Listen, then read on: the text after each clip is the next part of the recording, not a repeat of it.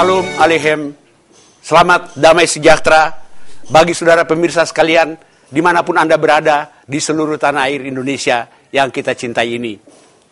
Kita jumpa kembali dalam program Mimbar Agama Kristen Televisi Republik Indonesia yang kali diselenggarakan bersama-sama dengan Gereja Persekutuan Oikumene Umat Kristen Kelapa Gading, Jalan Harpa 3, BB20, Jakarta Utara.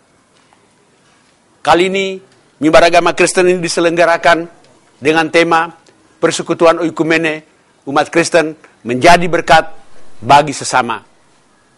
Semoga program ini mendatangkan sukacita, berkat dan pertumbuhan bagi saudara dan bagi gerakan oikumenis di Indonesia. Selamat menyaksikannya. Saya diminta untuk menceritakan sedikit tentang sejarah berdirinya Persekutuan Oikumene Umat Kristen Kelapa Gading. Sebagaimana diketahui, pada sekitar tahun 70-an, pemukiman di Jakarta semakin padat, sehingga ada pengembang-pengembang yang membuka pemukiman-pemukiman baru, antara lain di daerah Kelapa Gading. Pengembangan pemukiman di Kelapa Gading mulai tahun 78, dan berdatanglah orang-orang dari berbagai penjuru, juga tidak terkecuali orang-orang Kristen. Di sana kami melihat bahwa pada hari Minggu banyak orang yang mencari gereja. Mereka pergi keluar dari Kelapa Gading dan rata-rata kembali ke gereja asalnya, walaupun itu jauh. Ada yang ke Pelumpang yang jaraknya sekitar 5 km, paling dekat Rawamangun itu sekitar 3 km. Dan ada lagi yang lebih jauh dari itu. Karena itu kami berpikir, apakah tidak ada kemungkinan untuk membuat kumpulan-kumpulan atau persekutuan-persekutuan supaya mereka yang segan pergi karena jauh, akhirnya juga terlayani. Karena itulah pada Natal tahun 1978, mulai ada rencana untuk mengumpulkan saudara-saudara seiman. Pada awal tahun 79, kami mulai menggunakan tempat itu. Atas prakarsa beberapa teman, maka perkumpulan itu akhirnya berpikir untuk membentuk suatu kepengurusan. Dan akhirnya kepengurusan itu bermuara pada rencana untuk membentuk suatu kebaktian secara rutin. Nah, mulailah pada tiap minggu sore jam 17 kami mengadakan kebaktian di rumah itu, dan terkumpul mula-mula 20 orang, kemudian 25, 30, dan akhirnya makin lama makin banyak dan tidak tertampung lagi. Oleh karena makin banyak, maka pada bulan Juli tahun 1979 kami menghadap ke PGI dan meminta supaya diadakan peninjauan ke lokasi kami, bagaimana caranya untuk mengorganisir suatu pertemuan ibadah yang rutin. Dan dengan persetujuan dari PGI, daerah kami ditinjau dan disuruh menyusun suatu kepengurusan, yang pada akhirnya memang kepengurusan itu dilimpahkan pengurusan selengkapnya ke PGI wilayah DKI Jakarta, dan dibentuklah Majelis Jemaat yang pertama. Bahkan saudara-saudara yang dari gereja Katolik juga ikut, sehingga kami mengundang juga pastor untuk berkhotbah di gereja kami. Dan ada sekali pastor dari Matraman, ada sekali pastor dari Sunter, malah di rumah Ibu Kalesaran, saya masih ingat itu Pastor Suto memimpin kebaktian rumah tangga. Begitu indahnya persekutuan pada waktu itu, sehingga kami memang tidak mengenal batas-batas atau dikatakan denominasi. Semuanya indah sekali.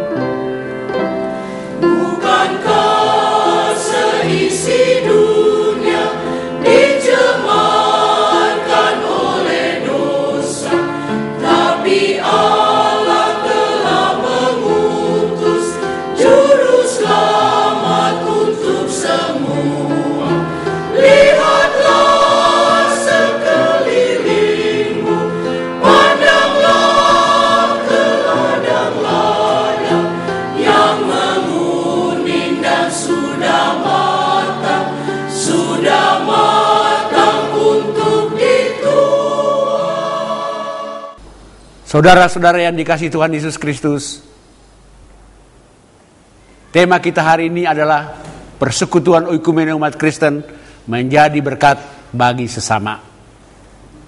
Seringkali kalau kita mendengar kata menjadi berkat, pikiran kita terarah kepada hal-hal yang bersifat jasmani. Tetapi kalau kita membaca Alkitab, menjadi berkat bukan demikian. Saya membaca dari Matius 5 ayat 13 sampai 16. Kamu adalah garam dunia. Jika garam itu menjadi tawar, dengan apakah ia diasinkan? Tidak ada lagi gunanya selain dibuang dan diinjak orang. Kamu adalah terang dunia. Kota yang terletak di atas gunung tidak mungkin tersembunyi. Lagi pula orang tidak menyalakan pelita, lalu meletakkannya di bawah gantang, melainkan di atas kaki dian, sehingga menerangi semua orang di dalam rumah itu. Demikianlah hendaknya terangmu bercahaya di depan orang, supaya mereka melihat perbuatanmu yang baik dan memuliakan Bapamu yang di surga. Dalam bacaan ini, saudara-saudara, Tuhan Yesus memberi kiasan garam dan terang. Dua kiasan kembar. Kalau disebut kembar, berarti ada persamaan dan ada perbedaan. Persamaan garam dan terang ialah dalam fungsinya. Dimanapun mereka berada, di situ ada perubahan ke arah yang lebih baik dan bukan ke arah yang tidak baik. Di mana anak-anak Tuhan berada, di situ ketidakadilan harus berkurang dan keadilan harus makin bertambah. Di mana ada anak-anak Tuhan, di situ ketidakbenaran harus berkurang dan kebenaran harus makin bertambah. Di mana ada anak-anak Tuhan, di situ kesejahteraan harus bertambah dan ketidaksejahteraan harus berkurang. Itulah yang dimaksud bahwa setiap anak-anak Tuhan adalah garam dunia dan terang dunia. Yang berbeda ialah bahwa di dalam cara hadirnya, terang itu hadir secara kelihatan, garam hadir secara tidak kelihatan. Anak-anak Tuhan harus menyatakan kehadirannya sekali-sekali sebagai terang, nyata, kelihatan, terwujud dalam kehadiran Kristiani. Tetapi ada saatnya anak-anak Tuhan hadir secara tidak kelihatan, menyebar dalam kehidupan sehari-hari dan mendatangkan kebaikan bagi semua orang. Nah, saudaraku, sebelum saya beranjak lebih jauh, kita akan mendengarkan kesaksian dari seorang anggota persekutuan oikumene umat Kristen Kelapa Gading yang dari awal hadir dalam kehidupan oikumenis di persekutuan oikumene Kelapa Gading. Sebagai persekutuan oikumene umat Kristen Kelapa Gading, tahun ini kita akan memasuki usia yang ke-32 tahun. Maka pelayanan diakonia yang telah kami laksanakan dapat kami bagi dalam dua bagian. Pertama, ke dalam, dan yang kedua, keluar. Untuk pelayanan ke dalam, bagi para jemaat yang ada di POUK Kelapa Gading, setiap hari Minggu kita buka kesempatan untuk memeriksakan kesehatan mereka melalui dokter-dokter yang tersedia di POUK Kelapa Gading. Segala pelayanan itu dilaksanakan secara gratis, termasuk dengan obat-obatan yang tersedia.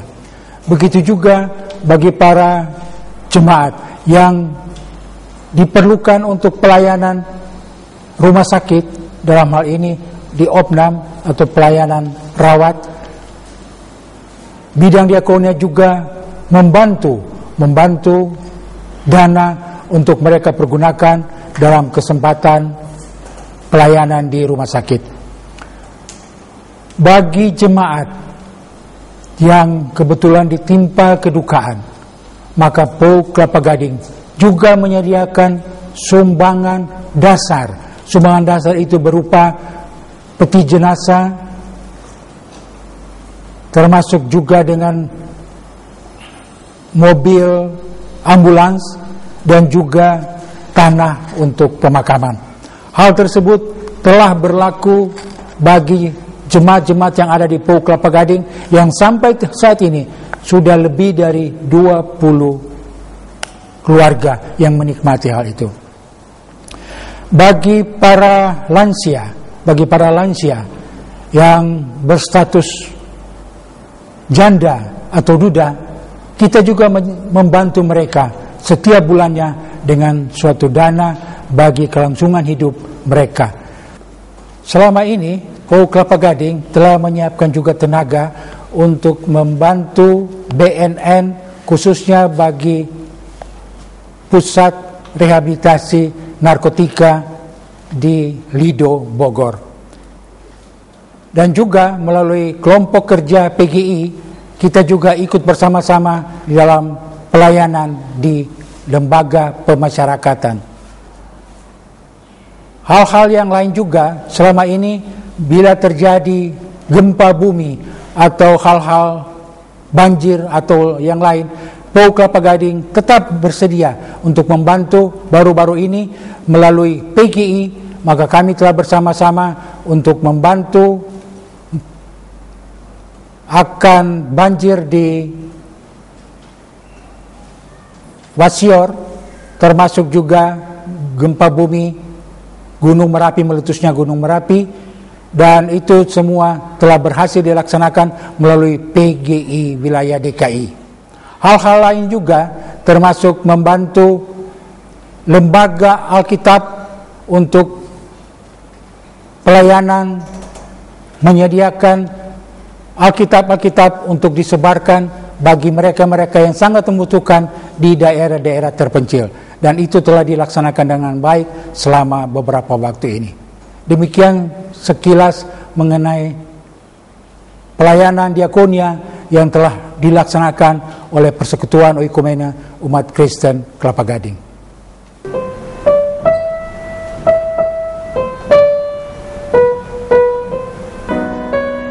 Sebagai keluarga kecil, keluarga Kristiani, kami berpindah ke DKI, ke pemukiman Kelapa Gading. Yang menjadi pergumulan bagi kami adalah